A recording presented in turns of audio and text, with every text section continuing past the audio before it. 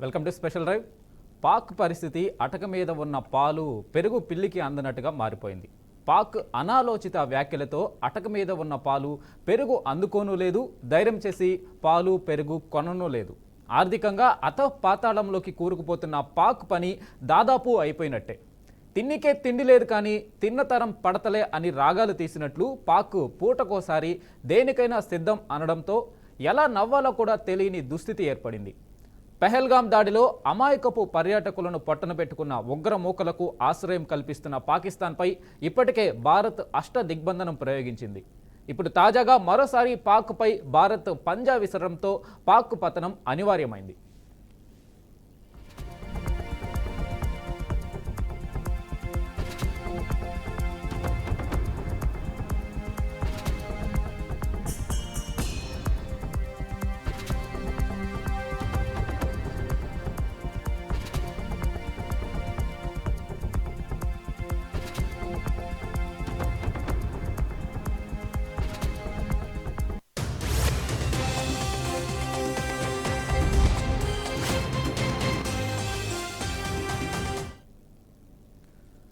పెహల్గాం ఉగ్రదాడి తర్వాత పాకిస్తాన్ను అన్ని వైపుల నుంచి భారత్ దిగ్బంధం చేస్తుంది. ఇప్పటికే సింధు జలాల ఒప్పందాన్ని నిలిపివేసింది.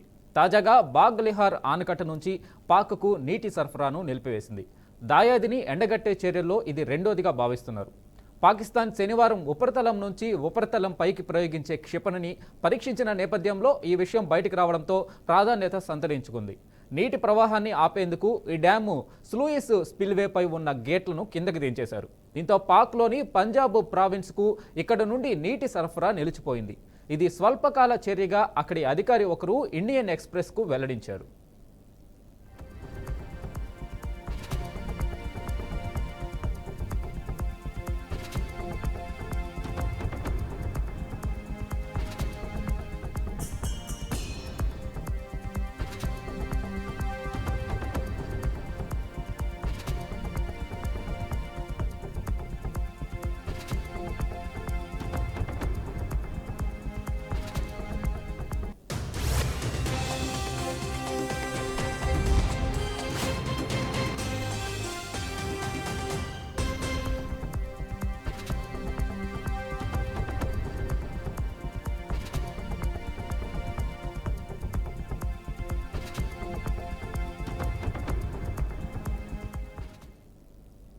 దీంతో అవసరమైతే భారత్ కఠిన చర్యలు తీసుకోగలదని పాక్కు తెలియజేసినట్లయిందన్నారు. 900 మెగావాట్ల జల విద్యుత్ ఉత్పత్తి నిమిత్తం ఈ డ్యామ్ను చీనాబ్ నదిపై 2008లో నిర్మించారు. ఈ డ్యామ్ పొడవు దాదాపు 145 మీటర్లు. సింధు జలాల ఒప్పందం కింద పాక్కు అత్యధిక వాటా నీళ్లు లభించిన నదుల్లో చినాబ్ కూడా ఒకటి. పంజాబ్ ప్రావిన్స్లో ఎక్కువగా పంట పొలాలు దీనిపై ఆధారపడి ఉన్నాయి. ఉగ్రదాడి జరిగిన తర్వాత ఏప్రిల్ 26న సింధు జలాల ఒప్పందాన్ని భారత్ నిలిపివేసింది.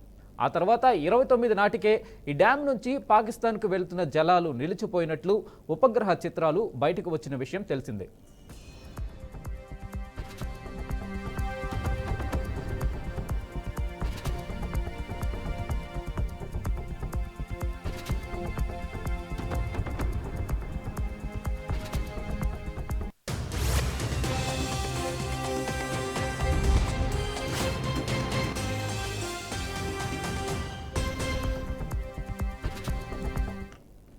పాక్లోని సియాల్కోట్ వద్దకు వచ్చేసరికి చీనాబ్ పూర్తిగా ఎండిపోయింది. పాక్లోని పంజాబ్లో పత్తి, వరి సాగుకు ఈ నీరు చాలా ముఖ్యం. ఇక గత వారం జీలం నది వరద ప్రవాహం పాక్ ఆక్రమిత కాశ్మీర్ను భయపెట్టింది. అక్కడి ముజఫరాబాద్ సమీపంలో గత వారం జీలం నదిలో నీటి మట్టం ఒక్కసారిగా కొన్ని అడుగులు పెరిగిపోయింది. దీంతో స్థానిక అధికారులు హటియాన్ బాలా అనే ప్రాంతంలో ఎమర్జెన్సీ ప్రకటించాల్సి వచ్చింది. ముజఫరాబాద్కు 40 కిలోమీటర్ల దూరంలో ఇది ఉంది. ప్రజలను నదీ తీరంలోకి వెళ్లొద్దని మసీదుల నుంచి హెచ్చరించారు. ఈ నది అనంతనాగ్ జిల్లా మీదుగా ప్రవహించి చకోదీ ప్రాంతంలో పీఓకీలో చేరుతుంది.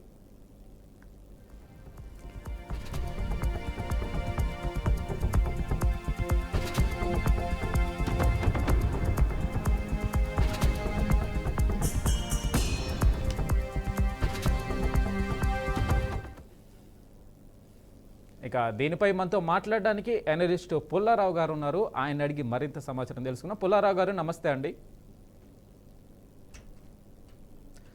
నమస్తే సార్. సార్ వినబడుతుందా పుల్లారావు గారు? ఓకే. అయితే సార్ ఏదైతే సింధు నది జలాల ఒప్పందం ఉందో ఆ ఒప్పందంని రద్దు చేస్తూ భారత్ తీసుకున్న నిర్ణయం తర్వాత పాక్కి ఇంకొక షాక్ అయితే ఇచ్చింది భారత్. అది ఏంటి అంటే చీనాబు నది ఏదైతే పంజాబ్ ప్రావిన్స్కు ప్రవహిస్తుందో ఆ నది ప్రవహించే ఏదైతే బాగ్లిహార్ ప్రాంతం ఉందో అక్కడ డ్యామ్ గేట్లను అయితే భారత్ మూసివేసింది. దీంతో పంజాబ్కి నీరు వెళ్ళే మార్గం అయితే మూసుకుపోయినట్టుగా భారత్ అయితే చర్య తీసుకుంది. సో దీని మీద మీ అభిప్రాయం ఏంటి?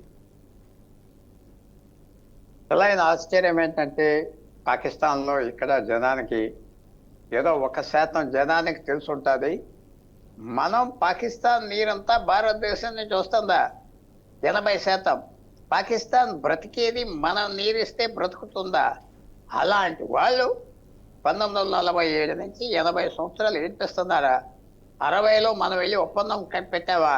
నెహ్రూ గారు వెళ్ళారు కరాచీ, చక్కగా 3 రోజులు కూర్చున్నారు, సంతకం పెట్టారు. మన దేశాల మధ్యన గొడవలు ఉండకూడదు, స్నేహం కోసం చేస్తున్నాం, మీకు 3 నదులు నీరేస్తున్నాం అని చెప్పొచ్చారా? 65లో యుద్ధం స్టార్ట్ చేసింది పాకిస్తాన్, మళ్ళీ 71, తర్వాత 80 నుంచి యుద్ధాలు వద్దు, ఉగ్రవాదులు వాడదాం, చౌకగా అన్నీ అయిపోతున్నాయని రోజు ఏడిపిస్తుంది. ఈ సమయం అంతలో ఆ ఒప్పందం మీద నీరు తిని బాగా మరుగుతున్నారు. 2016లో అక్కడ కశ్మీర్లో బారాముల్లా అనే ఏరియాలో పాకిస్తాన్ ఉగ్రవాది యాక్షన్ చేసి చాలా మందిని చంపితే అప్పుడు నరేంద్ర మోడీ ప్రధానమంత్రి గారు ఒక చాలా కీలకమైన మాట అన్నాడు. ఇది అందరికీ వాళ్ళ జ్ఞాపకం వస్తుంది. 2016లో రక్తం నీరు కలిసి ప్రళయించరు అన్నాడు. అంటే రక్తం వచ్చే చోట నీరు వెళ్ళదు అంటున్నాడు 2016లో. 2025లో 9 సంవత్సరాల తర్వాత అందరికీ ఏమర్థమైందంటే వచ్చే ఒక రోజుని నీరు ఆఫ్ చేస్తా వెతికంటే రక్తం మీరు ఆఫ్ చేయట్లేదని 2016లో ప్రధానమంత్రి నరేంద్ర మోడీ చెప్పింది ఈవేళ పాటించాం. అంటే టెర్రరిజం వాడి రక్తం కక్కిస్తే మీకు నీరు ఎలాగ వస్తుంది అని ఆ రోజు అర్థం చేస్తే పాక పట్టించుకోలేదు. ఇప్పుడు వాళ్ళకి ఏం చేసినా ఏ కోర్టుకి వెళ్ళినా మేము బాంబులు వేసేస్తాం, ఇది వేసేస్తాం అని అవే పని కాదు. ఎందుకంటే తేమలు లేవు కదా. అంటే ఎస్, ఈ సంవత్సరం నీరు కిందకి వెళ్తుంది, వచ్చే సంవత్సరానికల్లా టనల్స్ అంటే లోపల టనల్స్ తీసి నీరు డైవర్ట్ చేసేయచ్చు ఇంకో ఏరియాకి, అవన్నీ జరిగిపోతాయి. ఆల్రెడీ కొంతవరకు అవ్వ ఉంటుంది. ఇప్పుడు వదిలేసే నీరంతా దేనికి వదిలేస్తున్నారంటే వేసవకాలంలో అసలు ఖాళీగా ఉంచాలన్నది, వచ్చే వర్షాకాలం కొన్ని రోజులు ఆఫ్ చేయొచ్చు. సో అందువల్ల పాకిస్తాన్కి ఇది ఒక విశేషమైన షాక్. 1960 నుంచి రోజు యుద్ధం పాకిస్తాన్తో, అయినా భారతదేశం నీరు ఆఫ్ చేయలేదే. అంటే భారతదేశానికి జ్ఞానం లేదా, బుద్ధి లేదా, ధైర్యం లేదా అని అనుకున్నారు. ఇప్పుడు వాళ్ళందరికీ అక్కడ ఉన్న జనం వాళ్ళకి నిద్రలు వేశారు 30-40 కోట్ల మంది. ఇదేంటని, నీరంతా ఇండియా నుంచి వస్తుందా, మనం వాళ్ళతో దెబ్బలాడుతున్నాం, ఇప్పుడు ఏం చేస్తారని వాళ్ళకి ప్రశ్న వచ్చింది, భారతదేశంలో కూడా ప్రశ్న వచ్చింది. ఇప్పుడు ఏ ప్రభుత్వం ఉన్నా భారతదేశంలో నీరుని వాడే పరిస్థితి ఉన్నది. పాకిస్తాన్ సరిగ్గా బిహేవ్ చేయకపోతే ఆ ఒప్పందం 1960లో పాకిస్తాన్తో పెట్టిన దాంట్లో మంచి సంబంధాల కోసం అని రాశారు. మంచి సంబంధాలు లేనప్పుడు ఈ రద్దే, అది కోర్టుకి వెళ్ళినా ఎక్కడికి వెళ్ళినా పని ఆగేది లేదు. అందువల్ల పెద్ద షాక్ ఇది పాకిస్తాన్. మీరు చెప్పింది వివరించింది, ఏదో పంజాబ్లో నీరు ఆగిపోతుంది, అక్కడ అవన్నీ అవుతాయి. ఫస్ట్ ఆఫ్ ఆల్ ఏంటంటే మీకు ఆ పంపు కట్టేస్తాం కింద అనగానే షాక్ కదా, తర్వాత ఇప్పుతాం. సైకలాజికల్గా ఎంత షాక్ అయిపోయారు పాకిస్తాన్ ఇవాళ. ఇవి రాబోయే రోజుల్లో ఇది భారతదేశానికి ఒక పెద్ద ఆయుధం అవుతుంది, తప్పకుండా అవుతుంది. ఎందుకంటే చైనా అడ్డం వచ్చినా ఎవరు అడ్డం వచ్చినా ఆగేది లేదు. చైనాకి భారతదేశానికి నది తగు ఉన్నది, వాళ్ళు ఇష్టం వచ్చినట్టు చేస్తున్నారు, మనం ఏం చేయలేకపోతున్నాం. ఇక్కడ పాకిస్తాన్కి మనం నెత్తి మీద ఉన్నాం, పైన ఉన్న నీరు నది మందే. సో అందువల్ల ఇది పెద్ద తేడా తీసుకొస్తుంది రాబోయే రోజుల్లో పాకిస్తాన్కి మనకి. వాళ్ళ ప్రవర్తన వాళ్ళు ఇష్టం వచ్చినట్టుగా ప్రవర్తిస్తే కుదరదు అని 2016లో నరేంద్ర మోడీ వాడిన మాట మీకు జ్ఞాపకం చేస్తాను. రక్తం నీరు కలిసి ప్రళయం ఉండదన్నాడు. సార్ ఫ్లో అవుతుంది. పుల్లారావు గారు, అది ఇవాళ కనపడుతుంది. పుల్లారావు గారు మీరన్న 2016లో ప్రధాని గారు అన్నట్లు ఇప్పుడు పాకిస్తాన్లోని మినిస్టర్లు, పాకిస్తాన్లో ఉన్న అధికారులు ప్రకటనలు అయితే విడుదల చేస్తున్నారు. ఖచ్చితంగా సింధు నది జలాలు ఆపినట్లయితే పాకిస్తాన్కి వచ్చే సింధు నది జలాలు రాకుండా భారత్ అడ్డుకట్ట వేసినట్టయితే ఖచ్చితంగా రక్తం పారిస్తాం, మేము ఖచ్చితంగా అణుబాంబు వేస్తాము అనే స్థాయికి వారి మాటలు ఉంటున్నాయి. అంటే వారు పాకిస్తాన్ ఉండే సైన్యానికి వారి సైన్య స్థితిగతులకి కానీ వాళ్ళ మాటలకి సంబంధం ఉండట్లేదు.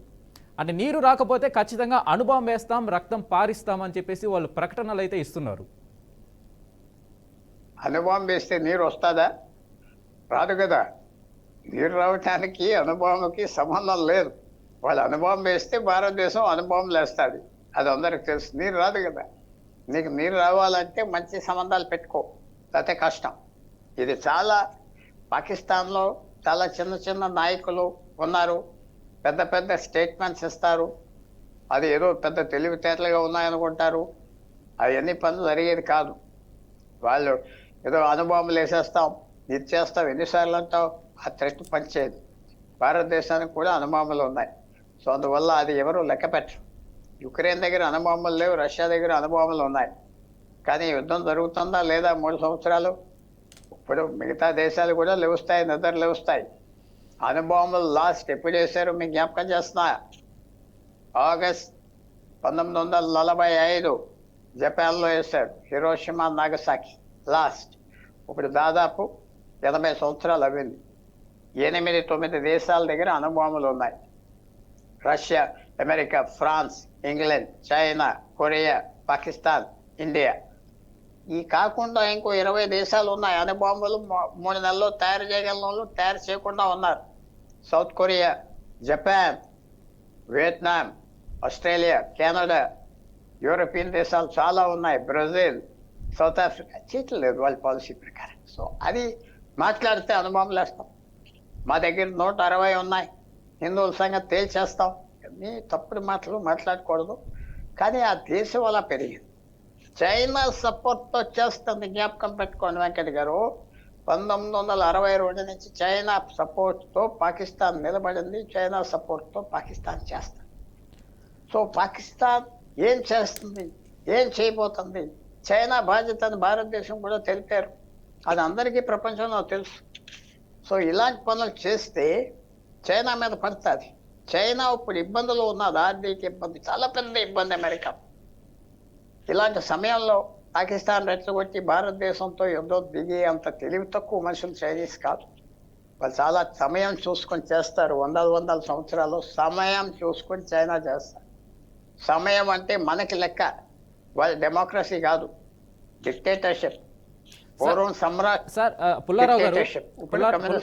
పుల్లారావు గారు మీరు అన్నట్లు పాకిస్తాను ఇలాంటి ప్రగల్భాలు, ఇలాంటి అంటే వాళ్ళు స్థితిగతులకి, ఆర్థిక స్థితిగతులకి, సైనిక స్థితిగతులకి మించిన మాట్లాడే మాటలు మీరన్నట్లు చైనా ఉందన్న ధైర్యంతో చేస్తున్నారా? నిజంగా చైనా పాకిస్తాన్ వెనక ఉందంటారా? అంటే ఒకవేళ యుద్ధం వస్తే చైనా పాకిస్తాన్ ఎక్స్పెక్ట్ చేసేంతలా సపోర్ట్ చేస్తారా? ఇంకా ఎక్కువ చేస్తారు.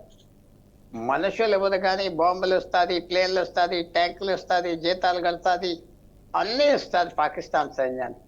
పాకిస్తాన్ సైన్యం ఓడిపోతే, పాకిస్తాన్ సైన్యం పోతే చైనా సైన్యం పోయినట్టుగా. చైనా పాకిస్తాన్ వాడి భారతదేశానికి ఇబ్బందులు పెడుతుంది. ఎందుకంటే మనకి చైనాకి సరిహద్దుల్లో గొడవలు ఉన్నాయి 1962 నుంచి. పాకిస్తాన్ లేకపోతే చైనా మనల్ని ఆగలేదు, మన మీద ఆగలేదు, మన మీద రాలేదు. సో పాకిస్తాన్ పూర్తిగా ఇప్పుడు చేస్తుంది.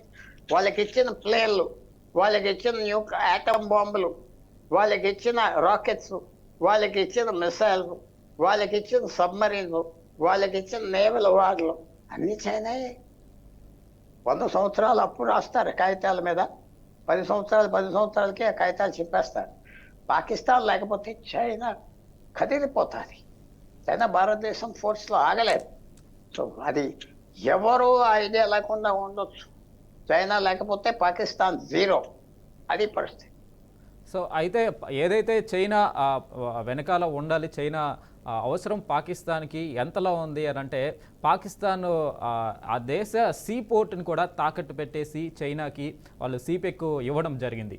సో అంతలా చైనా మీద డిపెండ్ అయిపోయి ఉంది పాకిస్తాను. కేవలం చైనా వాళ్ళ స్నేహం కోసము ఆ దేశాన్ని కూడా తాకట్టు పెట్టుకుంది. సో ఆ సీపెక్ రహదారి చైనాకి ఉచితంగా కూడా కట్టబెట్టేసినట్టుగా మనకు తెలుస్తూ ఉంది.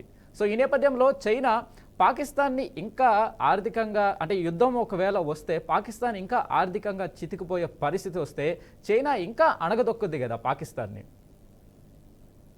కాదు, పాకిస్తాన్ సర్వైవ్ అవ్వాలి, పాకిస్తాన్ వాడుకోవాలి. పాకిస్తాన్ చచ్చిపోతే వాడుకోలేరు కదా. బలూచిస్తాన్ వెళ్ళిపోతే ఆ పోర్ట్లు వీట్లు అన్నీ ఎగిరిపోతాయి కదా. రేర్ ఎర్త్స్ అని ఉన్నది, అంటే ఎక్కడ దొరకని మినరల్స్, అవి కూడా బలూచిస్తాన్లో ఉన్నాయి, ఎన్నో ఉన్నాయి. సో పాకిస్తాన్ చచ్చిపోతే చైనా నష్టపోతుంది, చచ్చిపోనివ్వదు పేషెంట్ని. ఒక వ్యక్తి నుంచి మీకు రోజు రక్తం కావలిస్తే బ్లడ్ ట్రాన్స్ఫ్యూషన్ కానీ చంపారు కదా, వాడికి మేపుతారు, కూర్చోబెడతారు, రక్తం 2 రోజులకు ఒకసారి తీసుకుంటారు. అలాగే పాకిస్తాన్ చచ్చిపోనివ్వదు, పాకిస్తాన్ నాశనం అయిపోనివ్వదు. పాకిస్తాన్ బ్రతకాలి, బాగుండాలి, వాళ్ళు ఎక్స్ప్లాయిట్ చేయాలి. అది చైనీస్ ప్లే. అది అందరికీ తెలుసు. చైనా ప్లే ఇప్పుడు గత 5-6 సంవత్సరాలు బట్టి భారతదేశంలో బాగా తెలుసు. మనం ఏం చేయలేకపోతున్నాం. యూరప్కి, అమెరికాకి తెలుసు. అందరూ అందుకునే చైనా ఎలా కంట్రోల్ చేయాలి, చైనా ఆర్థిక వ్యవస్థను దెబ్బ కొట్టేస్తే కుదేలైపోతుందని ఇవాళ అమెరికా, యూరోప్ అందరూ ప్లాన్లో ఉన్నారు, ట్రై చేస్తున్నారు చైనా నొక్కేయటానికి. చైనా నుంచి వాళ్ళు ఫ్యాక్టరీలు కదిపేయమంటున్నారు బయటికి. యాపిల్ ఫ్యాక్టరీలు, పెద్ద పెద్ద ఫ్యాక్టరీలు అన్నీ వచ్చేయండి, కదిలేయండి, లేకపోతే ఆ దేశంలో ఉండొద్దని చెప్తున్నారు. ఎందుకు చెప్తున్నారు? చైనాను కంట్రోల్ చేయటానికి. చైనా సైనికులు పంపదు, చైనా డబ్బు పంపిస్తారు. చైనా 1979లో 44 సంవత్సరాల క్రితం ఒక్కసారే వాళ్ళ సైన్యం ఇంకో దేశానికి పంపారు, వియత్నాం. అప్పుడు వియత్నాం చితకొట్టేసి 25,000 మంది చైనీస్ని చంపేస్తే పారిపోయారు. అప్పటి నుంచి చైనా ఎక్కడ యుద్ధం చేయలేదు. వాళ్ళు సరిహద్దుల మీద లాక్కోవటం, తోసుకోవటం, తుపాకులు పడటం అనేది అంతా ఉంటుంది. అంతేగాని అమెరికాలాగా, రష్యాలాగా సైన్యాలు పంపరు. ఏమైపోతాం, ఓడిపోకుండా ఉండాలని చైనా, అది వాడదాం, అందరికీ డబ్బిచ్చి అందరికీ తగ్గు పెడతా ఉంటుంది చైనా. అది సైనికులు మాత్రం పంపరు. సార్, మీరు చైనా పంపదు అని అంటున్నారు. చైనా ఏదైతే సైనిక పరంగా సహాయం చేయదు, మీరు అన్నట్టు బలూచిస్తాన్ గురించి మాట్లాడారు. బలూచిస్తాన్లో కూడా బలూచిస్తాన్ రెబల్ ఆర్మీ పాకిస్తాన్ నుంచి విడిపోవడానికి సిద్ధంగా ఉంది. వాళ్ళు తిరుగుబాటు చేస్తూ ఉన్నారు. ఇన్ని పెట్టుకొని పాకిస్తాను ఒక పక్క బలూచిస్తాన్ నుంచి సమస్య ఉంది, పాకిస్తాన్కి ఒక 4వ ప్రావిన్స్గా ప్రావీణ్యత ఉన్న బలూచిస్తాను పాకిస్తాన్ నుంచి విడిపోవడానికి కూడా అక్కడ రెబల్ ఆర్మీ ప్రయత్నం చేస్తుంది. ఇన్ని ప్రాబ్లమ్స్, ఇన్ని సమస్యలు ఆర్థిక పరంగా, సైనిక పరంగా కాకుండా ఆర్థిక పరంగా, ఇటు ప్రాంతీయ పరంగా ప్రావిన్స్ విడిపోవడం, ఈ రెబల్ ఆర్మీ దగ్గర నుంచి ఇన్ని సమస్యలు పాకిస్తాన్లో పెట్టుకొని ఇలాంటి కామెంట్స్ ఎలా వస్తున్నాయి వాళ్ళ దగ్గర నుంచి? అంటే వాళ్ళకి సైన్యం మొత్తం ముఖ్యం. తర్వాత పాకిస్తాన్లో భారతదేశంలో ఫ్రీగా దుబ్బబెట్టేదేమి ఉండదు. నేను ఆ గట్టిగా మాట వాడుతున్నా. 80 కోట్ల మందికి రోజు తినండ్రా అని బియ్యం, ధాన్యాలు, పప్పులు, నూనెలు అన్నీ ఇచ్చి తినిపెట్టేది లేదు పాకిస్తాన్లో. సారీ, రేషన్ లేదు, పాలు లేదు, ఏం లేదు, కరెంట్ లేదు, ఎలక్ట్రిసిటీ లేదు. అక్కడ ఉన్న జనాభాలో చూసుకుంటారు, మిగతా వాళ్ళు మనుషుల్లాగా ప్రభుత్వమే లేదు. 1947లో మనకు స్వతంత్రం వచ్చినప్పుడు పాకిస్తాన్ కూడా స్వతంత్రం వచ్చింది. అప్పుడు జమీందారుల నుంచి, రాజాల నుంచి మన గవర్నమెంట్ భూమి అంతా తీసేసుకున్నది, పంచిపెట్టింది. అది పాకిస్తాన్లో జరగలేదు. పాకిస్తాన్లో ఆ తరగతులు ఉన్నారు, పై తరగతి, కింద తరగతి. పై తరగతి ఎలీట్నే చూసుకుంటారు, కింద తరగతి వాళ్ళని మనుషుల్లాగా చూడరు. వాళ్ళకి తిండి ఉన్నదా లేకపోయినా, కరెంట్ ఉన్నదా లేకపోయినా లెక్కలేదు. సో గొడవేం లేదు పాకిస్తాన్. ఆ పైన ఉన్న 30% జనాలు చూసుకుంటారు. వాళ్ళ ఆర్మీలో ఉన్నవాళ్ళు, గవర్నమెంట్లో ఉన్నవాళ్ళు, పెద్ద వ్యాపారస్తులు, పెద్ద కులస్తులు, దాంట్లో కూడా కులం ఉన్నది, ఎక్కువగా పంజాబీస్ని జాగ్రత్తగా చూసుకుంటారు. మిగతా వాళ్ళు పోతారు, లెక్కలేదంట. ఈ బ్రతుకు మీది, రోడ్లు గీడ్లు తక్కువ ఉంటాయి. అది వాళ్ళ గొడవేమున్నది? ఆ పంజాబ్ ఆర్మీని చూసుకుంటే చాలు. ఇక్కడ భారతదేశంలో 145 కోట్ల మందికి రోజు ఏదో తినిపించాలి ఫ్రీగా, అన్నీ కావాలి. యుద్ధానికి వెళ్ళరు, యుద్ధం వచ్చినప్పుడు ఎవరు చచ్చిపోతున్నారు చెప్పండి. నిజంగా చెప్పాలంటే కేరళ నుంచి చాలా మంది చచ్చిపోతున్నారు, నార్త్ ఇండియా నుంచి. మన వాళ్ళు ఎవరు ఉన్నారు? ఆఫీసర్లు చచ్చిపోయేది ఒకళ్ళు ఇద్దరు ముగ్గురు. బాధ ట్రబుల్ అంతా ఫ్రాంక్గా చెప్పుకోవాలంటే ఉత్తర భారత్ 5-6 రాష్ట్రాల నుంచి సైన్యం ఉండి కష్టపడి చస్తున్నారు, పోతున్నారు, వీరులారా అని మనం చెప్తున్నాం. పాకిస్తాన్కి అలా కాదు. ఆ 30% జనమే, మిగతా 70% మంది జంతువులు, స్లేవ్, సర్వెంట్స్. వాళ్ళు ఏం పట్టించుకోకర్లేదు. సో గొడవ ఎక్కడ ఉంటుంది? వాళ్ళకి కొవ్వు ఎక్కువ ఉంటుంది, ఇష్టం వచ్చినట్టు మాట్లాడతారు. ఇప్పుడు సరైన జవాబు వెళ్తుంది కదా. యుద్ధం లేకుండా యుద్ధం చేయాలి, యుద్ధం చేయకుండా విజయం సాధించాలి. అది గొప్ప స్ట్రాటజీ, గొప్ప టాక్టిక్స్. అది మనం ప్రభుత్వం చేస్తుందని ఇప్పుడు ఎదురు చూస్తున్నాం. యుద్ధం ఉన్న రోజు మనం ఓడిపోయినట్లు లెక్క. యుద్ధం లేకుండా వాళ్ళని నొక్కాలి. యుద్ధం చేయబోతున్నాం అని వాళ్ళని టెర్రరైజ్ చేయాలి. యుద్ధానికి సిద్ధంగా ఉన్నాం, ఇంకా డబ్బు యుద్ధం మీద పెడుతున్నాం, ఇంకా ఎక్కువ ప్లేన్లు కొంటున్నాం, ఎంత చేయాలి. పాకిస్తాన్ నలిపేస్తామని వాళ్ళ భయంలో ఉండాలి. వాళ్ళు ఖర్చు పెట్టాలి, వాళ్ళు చైనా నుంచి అప్పు తీసుకోవాలి, నాశనం అయిపోవాలి. అది మనం చేయవలసిన పని. ఈవేళ ఇండస్ జలాలు ఆఫ్ చేస్తాం కూడా ఫస్ట్ టైం 1947 తర్వాత నిద్ర లేచి అసలైన థ్రెట్. వాడి దగ్గర అణుబాంబులు సున్నా. ఇది రియల్ అణుబాంబు. ఇండస్ జలం రియల్ అణుబాంబు వేసాం. వాళ్ళు ఇంకా షాక్లో నుంచి బయటికి రాలేదు. చూద్దాం ఏమవుతుందో రాబోయే రోజుల్లో. మన ప్రభుత్వం యుద్ధం లేకుండా విజయం సాధిస్తుందా? యుద్ధానికి అనవసరంగా యుద్ధానికి వెళ్ళకూడదు, వెళ్ళే పని కాదు ఇది. అంటే మీరు అనొచ్చు 30 మంది చచ్చిపోయారా, 40,000 మంది చచ్చిపోయారు, 50,000 మంది. ఇది మనం క్షమించకూడదు, దీన్ని అటాక్ చేయాలి. అని దీని గురించి యుద్ధం డిక్లేర్ చేయకూడదు. యుద్ధం డిక్లేర్ చేసే అంత పని చేయాలి. పాకిస్తాన్లో టెన్షన్ తేవాలి, పాకిస్తాన్ క్షమించమని రావాలి. పాకిస్తాన్తో క్రికెట్ ఆడకూడదు, పాకిస్తాన్తో ఆటలు ఆడకూడదు, పాటలు ఆడకూడదు, సినిమాలకు వెళ్ళకూడదు, సినిమాలు చూడకూడదు, ఇవన్నీ బంద్ చేయాలి. మన సమానమైన దేశం కాదు. మనం ఎందుకు వాళ్ళకి సమానమైన ప్లేస్ ఇస్తున్నాం? బంగ్లాదేశ్ మనతో సరిగా లేకపోతే ఆడడం క్రికెట్, గెట్ అవుట్ అనాలి, తప్పించుకోవాలి. ఇంకా సార్ అయితే మీరు అన్నట్టు పుల్లారావు గారు, ఆ 70% ప్రజలు ఏదైతే పాకిస్తాన్లో అణిచివేతకి కాబడుతున్నారో, స్లేవ్స్లా చూడబడుతున్నారో, వారి నుంచే తిరుగుబాటు వచ్చే అవకాశం ఉందా? ఒకవేళ వస్తే అక్కడ తిరుగుబాటు చేయడానికి ఎవరి మీద చేయాలి? అక్కడ ప్రభుత్వం లేదు, ప్రధానికి ఉన్న పవర్స్ ఏంటో కూడా తెలియట్లేదు. ఏదైనా స్టేట్మెంట్లు అంటే ఎవరెవరి దగ్గర నుంచి వస్తాయి? ఆ దేశ చీఫ్ ఎవరైతే ఉన్నారో మునీర్ అహ్మద్, ఆయన ప్రధానమంత్రి హోదాలో ఉన్నట్టు మాట్లాడతారు. అక్కడ అసలు ప్రభుత్వం ఉందా? ప్రజలు తిరుగుబాటు చేయాలంటే ఎవరి మీద చేయాలి? ఆర్మీ మీద చేయాలా? ఒకటి మీరు ఒక పెద్ద మాట అన్నారు, అణచిపోయే వాళ్ళు తిరుగుబాటుతనం చేస్తారు, అంతే కదా మీరు అన్న మాట. అవును సార్. అణిగి బాగా అణచిపోయిన వాళ్ళు రెబెల్ చేస్తారు, వాళ్ళే బయటకు వస్తారు కత్తులతో అని అన్నారు కదా మీరు. దాంట్లో మీకు కొంచెం సత్యం చెప్పాలి. అణిచిపోయే వాళ్ళు ఎప్పుడు బయటికి యుద్ధానికి రారు, మధ్యతరగతి వాళ్ళే వస్తారు, జ్ఞాపకం పెట్టుకోండి. ఫ్రెంచ్ రెవల్యూషన్ 250 సంవత్సరాలు మధ్యతరగతి వాళ్ళు. రష్యన్ రెవల్యూషన్, రష్యా రాజుని తీసేసింది 100 సంవత్సరాల క్రితం, మధ్యతరగతి వాళ్ళు. ఏ ప్రభుత్వం మారినా మధ్యతరగతి వాళ్ళు ఓట్లు మధ్యతరగతి వాళ్ళే. మధ్యతరగతి వాళ్ళకి అంత బాధ ఇంకా పాకిస్తాన్లో రాలేదు, ఎందుకంటే వాళ్ళని వరకు చూసుకుంటున్నారు. ఆ పంజాబీలు, అప్పర్ క్రస్ట్, ఆ యూనివర్సిటీస్లో అది. సో అలా రిబెలియన్ రాదు పాకిస్తాన్లో రిబెలియన్ రావటానికి చాలా కారణాలు ఉన్నాయి, కానీ అలా రాదు.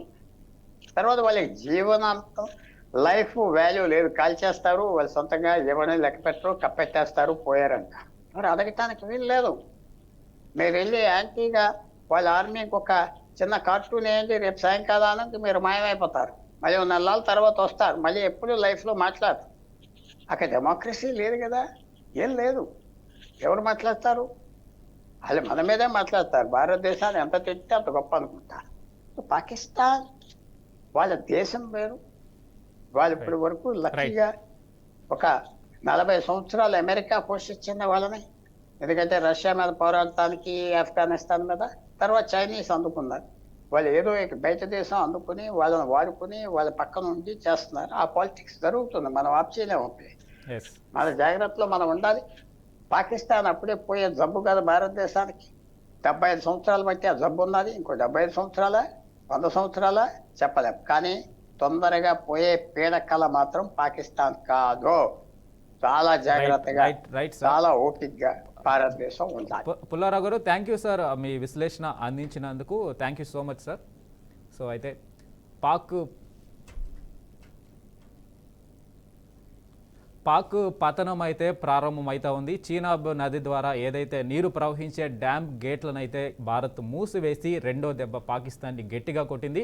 సో దీంతో పాకిస్తాన్ పీకల్లోతు కష్టాల్లోకి అయితే వెళ్ళిపోయింది. సో దీని తర్వాత పాకిస్తాన్ తిరిగి ఎలాంటి చర్యలు తీసుకుంటుంది, ఎలాంటి మాటలు మాట్లాడుతుందో అయితే చూడాలి. మరి ఇది ఇవాల్టి special drive. Keep watching BRK news.